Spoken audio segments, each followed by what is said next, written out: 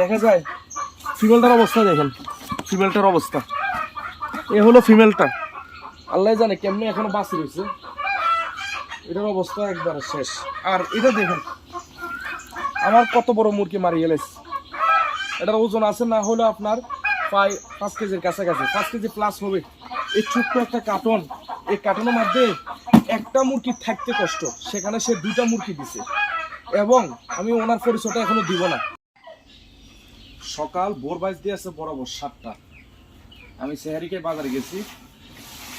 এই দেখেন লেখা আছে মোহাম্মদ ইমরান ভাই, মানে আমার নাম লিখছে, ঠিকানা কুমিল্লা মিয়া বাজার, আমার মোবাইল নাম্বার 01856438582, তারিখ দেয় নাই।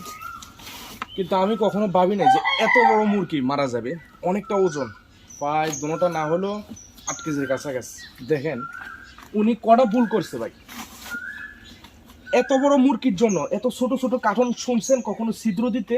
মানে মুরগিটা দিছে হচ্ছে আগামীকাল মাগরিবের নামাজের সময়, আর আমি মাল পাইছি বাসায় নিয়ে আসছি আজকে ভোর বরাবর 7টা বাজে, মানে নিয়ে আসছি। তাহলে বুঝেন আবার কতটা লং টাইম সে বাসের মধ্যে ছিল, গাড়িতে থাকতে পারে, কিন্তু সে এতটা ছোট ছোট কাঠি দিছে, যেটা আমার কাছে একটু বেশি অবাক লাগছে। একজন খামারি, মানে যার যদি কোনো ম্যানার্স না থাকে যে কিভাবে কাটতে হবে এটাই যদি না জানে, তাহলে আমি ভাই এখানে কি বলবো। এত বড় মুরগি আমি শখ করে আনছি, আপনারা তো ভিডিওতে দেখতে পারছেন। আসসালামু আলাইকুম ইমরান ভাইয়া যে আপনার এক পেয়ার ব্রাহ্মা কার্টুন করতেছি ভাই, আপনার ঠিকানা কুমিল্লা মিয়া বাজার, আজকে তারিখ 1/3/2026। এগুলো সব সুস্থ একই আছে, হ্যাঁ, শুধু ফিমেলটা স্বাস্থ্য কম পাবে, থোড়াই করতে হয়। যে দেন মাথায় এখন একটু দাগ আছে, এটা হালকা খাতা রেখে রেখে খাবার ঠিক করেছি ভাই, ঠিক আছে। তাছাড়া কোনো নাকে কোনো পানি কোনো যায় কিছু নেই না, আল্লাহর রহমতে। যে কত বড় মুরগিটা উনি আমাকে প্যাকেটিং করে দিয়েছে সবকিছু, কিন্তু মুরগিটাতে মানে যদি গরম বা অশান্তি লাগে সেটা মাথাটা বাইর করবে, সে এই জায়গাটা রাখে নাই। শুধু দেখেন কত ছোট করে কাটছে, এখানে একটা, এখানে একটা, একটা দুইটা তিনটা চারটা ছোট ছোট জানালা। এক দ্বিতীয়তে বিশাল বড় মুরগি এই ছোট্ট একটা কার্টনের মধ্যে দিছে। আমি দেখাই, ফিমেলটা মরা অবস্থা আছে।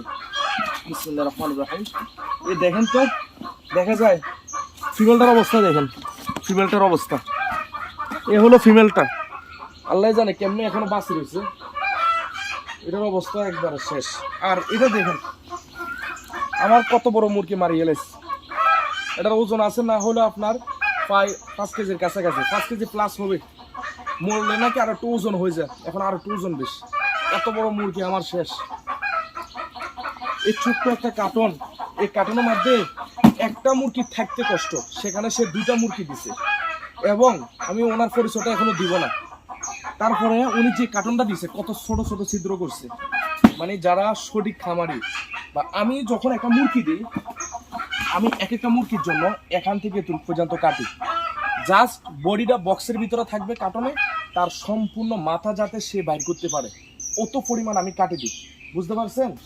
দেখেন কত ছোট ছোট কাটছে। এটার মধ্যে যদি একটা মুরগি সে বাঁচি রয়েছে কিভাবে, সেটাই তো আমি বুঝলাম না। এত বড় মুরগি সে কার্টনের ভিতরে দিছে, সে কিভাবে বাঁচি রয়েছে দেখেন। আমার মুরগিটা শেষ। আর এই ফিমেলের অবস্থা দেখেন, এত বড় মুরগি আমার শেষ, শুধু গাড়ির মধ্যে বক্সের মধ্যে না বুঝে দেওয়ার কারণে। আর আজকে আমি এটার জন্য আমি শখ করে আনছিলাম অনেক দাম দিয়ে মুরগিগুলা, আমার পুরো স্বপ্ন মানে একবার বিথে গেছে।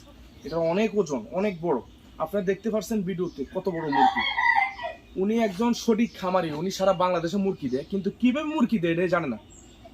এখন সম্পূর্ণ একটা গরমের সিজন চলে আসছে, তার মধ্যে মালটা বক্সে ছিল, এর মধ্যে যে কার্টনটা দিছে কার্টনটা ছিদ্রগুলা 2 আঙ্গুল ডুববে, এতটুকু পরিমাণ ছিদ্র দিচ্ছে। আর এখানে নাকি 1 জোড়া মুরগি থাকবে। এটার জন্য দেখেন তো এটা সম্পূর্ণ কার্টন একা দখল করে কিনা, এটা সম্পূর্ণ, এটা দেখুন মরা, কিন্তু মরা অবস্থা রাখছি তো সম্পূর্ণ কার্টন সে একা নিছে। এত বড় মুরগি সে কিভাবে কার্টনে দেয়, মানে আমার স্বপ্ন একবার কি বলবো।